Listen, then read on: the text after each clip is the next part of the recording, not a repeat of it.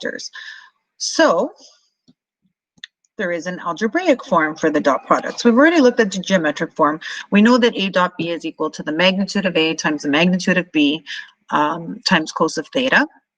And rearranged, right? I'm showing it rearranged here. You can solve for cos theta, and it's just A dot B divided by the magnitude of A divided by the magnitude of B. In algebraic form, A dot B is equal to the first component of A multiplied with the first component of B, plus the second component of A multiplied by the second component of B, plus the third component of A multiplied with the third component of B. Okay, so that is the dot product when you're dealing with components.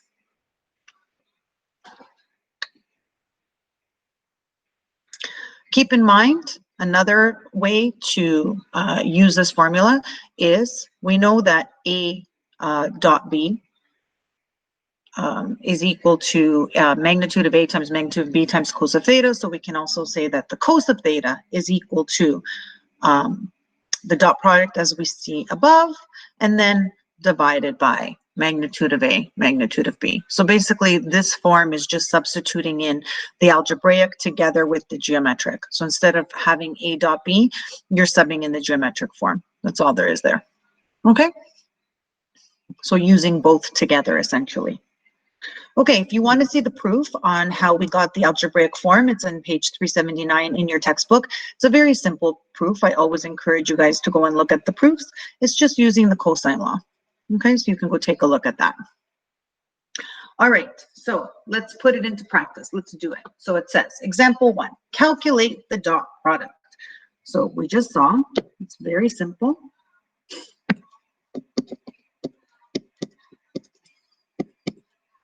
We take first component of A, multiply it with the first component of B. And then we add second component of B multiplied with, excuse me, first component of B multiplied with the second component.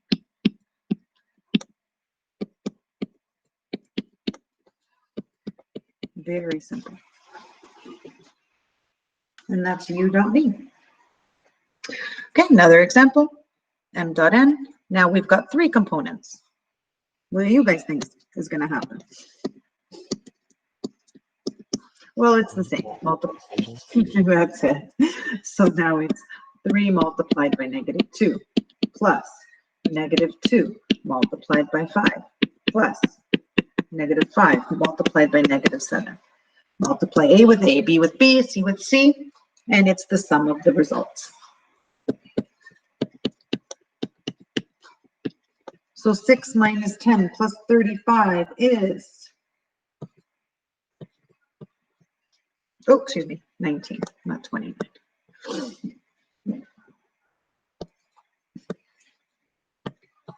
And there's your dot product. Okay, again, guys, it's very simple math, right? Nothing crazy here. Just make sure that you're doing enough of the homework, that you have enough practice, right? Okay, find the angle theta between the following pairs of vectors.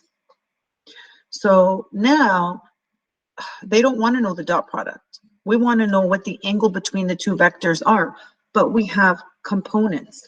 So what we're going to have to do is use our cos theta formula. And I'm just going to use it already substituted, or excuse me, already solved for cos of theta. And I'm just going to sub in. So A dot B, it's 4 times 2 plus -3 times 5. Magnitude of A. How do we find the magnitude of A? I have components. How do we find the magnitude? Both the component squared. You got it.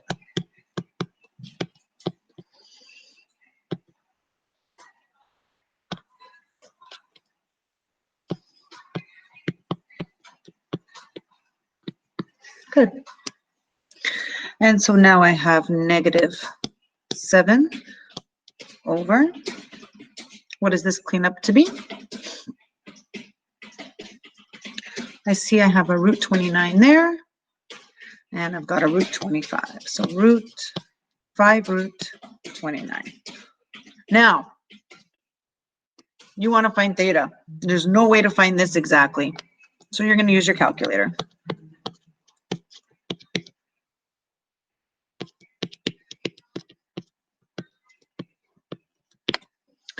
Now, cos is negative. So what type of an angle is this going to be? Obtuse. Yeah. And I haven't approximated yet. It's going to be obtuse. Good. Because the angle, our expression is negative.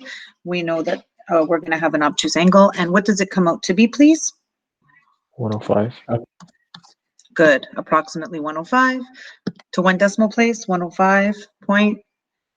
1. Thank you. Perfect.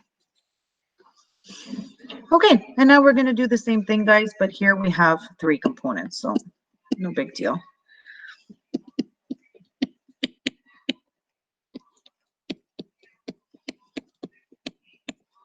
So it's going to be -6. Sorry, that's messy.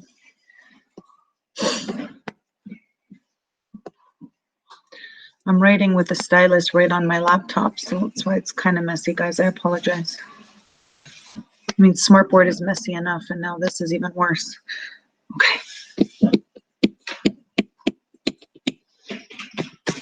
All right, so -6, -10, -35. And now I need to find the magnitude of u and v. So in 3 space, we do it the exact same way, but now we just have an extra component, right? So it's going to be 9 plus 4 plus 25. And here it's going to be 4 plus 25 plus 49. Make sure they're all underneath your root.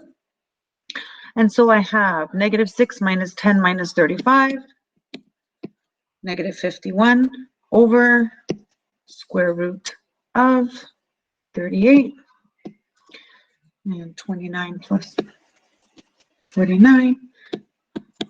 Okay. And we take the inverse. Again, no exacts here. We're just going to use our calculator.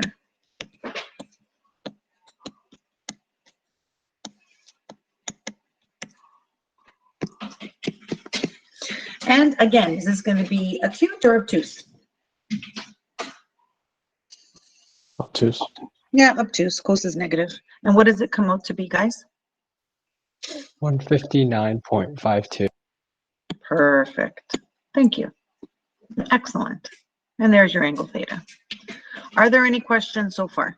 Are you guys liking this? Who likes this? Tell me if you like this. It's okay. It's okay.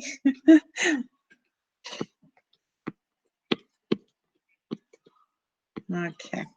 All right. So for what values of k are the following vectors perpendicular? So right away we see perpendicular. And so right away we're going to write a dot b equals 0. Because we know that that has to be true if a and b are perpendicular. So that means I want to find a dot b. So to find a dot b using components, I have to multiply the components and find the sum, right? Okay, so it's k squared, a times a, plus 2, b times b, and then plus -3 times k. So I have -3k. How am I going to solve for k here?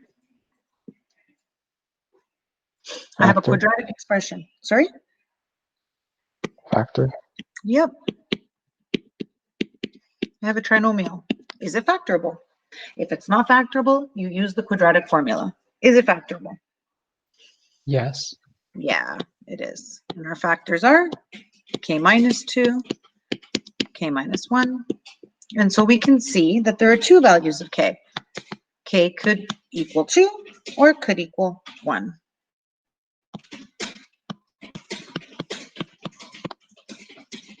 Cool.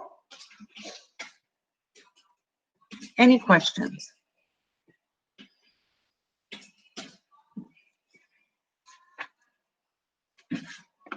Okay. Next example. Number 4, determine the components of a vector perpendicular to both P and Q. I need a vector that's perpendicular to both. So what does that mean? I'll help you. Means the dot product of both are equal to each other, of the vector to P and the vector to Q. Okay, good. So we need another vector, yes? So we're going to call that vector R. So I'm going to say, we're first going to start by defining our vector. So let R equal these components, A, B, C, right? And we know that this vector has to be perpendicular to P and perpendicular to Q.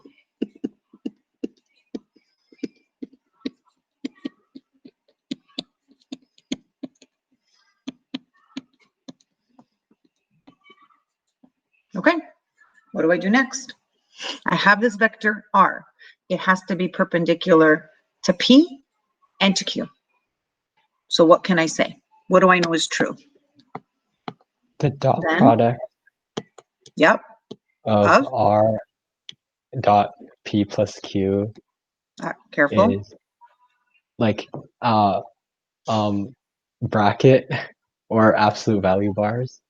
Okay, hold on, Nicholas. So what we're saying is this vector is perpendicular to P and it's separately perpendicular to Q. So I'm going to have two expressions. So I know that when you dot it with P, it's 0. And when you dot it with Q, it's 0. Do you see that? I deal with each vector independently.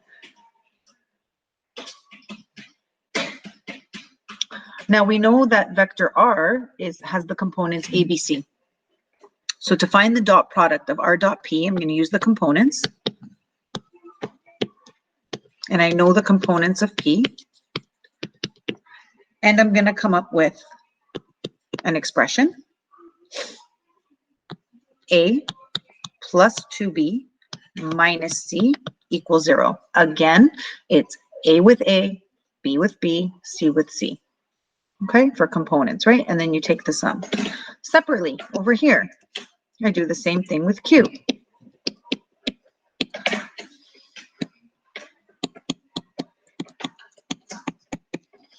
And so it's negative A, no B, it's 0, plus 2C equals 0. And thank goodness one of them was 0, right? Because I have 3 variables. All right, so solving from here, what do I see? Well, I see that 2C equals negative A. Oh, excuse me, equals A, positive A. So A is equal to 2C.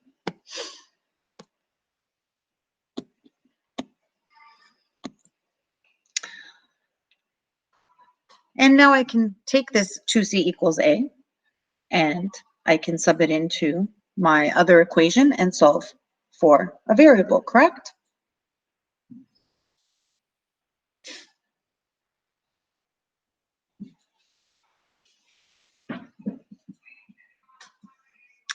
So here I have,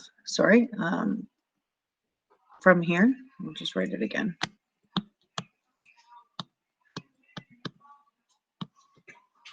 I'm going to call these 1 and 2, just like we did when we were doing substitution and elimination.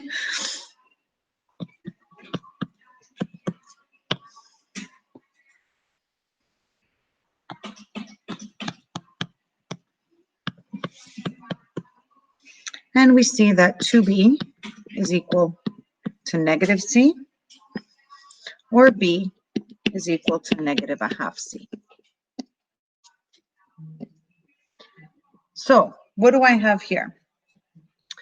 I have A with respect to C, and I also have B in terms of C, yes? C, I've got A in terms of C, and I've got B in terms of C. So I can let C be C, and I'm going to get, in general,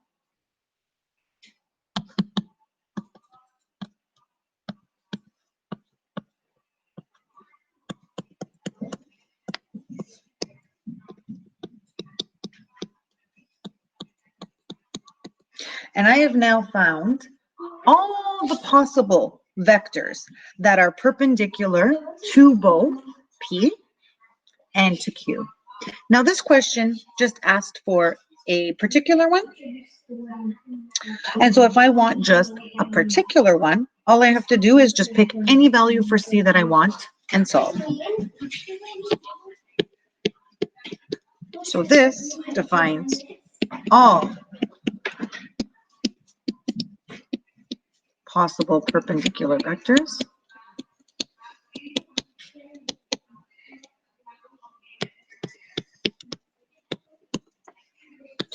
one possibility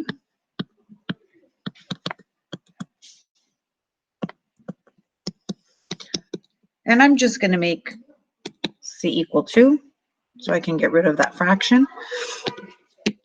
You can make C equal whatever you want, and it will give you a vector that is perpendicular to both.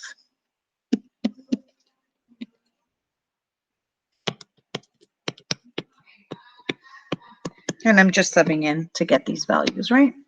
Just subbing in 2 into 2C, negative a half C, forgot my C there, and C. Are there any questions? On a test, if you gave us this question, would you want us to solve it in this way, or would you want us to use the cross product instead? Okay, very good question. So we haven't learned the cross product yet, yes? So once you learn the cross product, there is no reason why you should ever do it this way. Okay. Yeah, so once you learn the cross product, then there's no reason to ever do it this way. Because the cross product, as you guys will learn, is basically gives you a vector that is perpendicular to two other vectors. But for now, since we don't, we did it with the dot product, which is also okay. It's just a lot more work. Any questions? Is that okay, guys?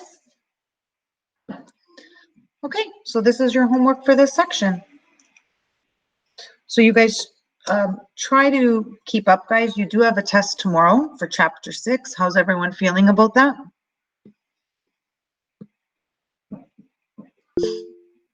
Good, excellent.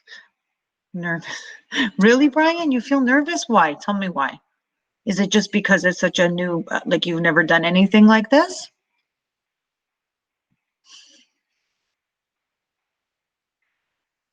I like, you know what, Brian? I like calculus better too, myself, personally. I love calculus. Linear algebra was never one of my favorites, but I think one of the reasons also was because I never learned it properly the first time. Once I then went back to it and I learned it properly, I started to like it a lot more. So it's just once you get more comfortable with it, and you guys, like, this is a very watered down version of algebra than what we used to do, because it used to be a course in itself.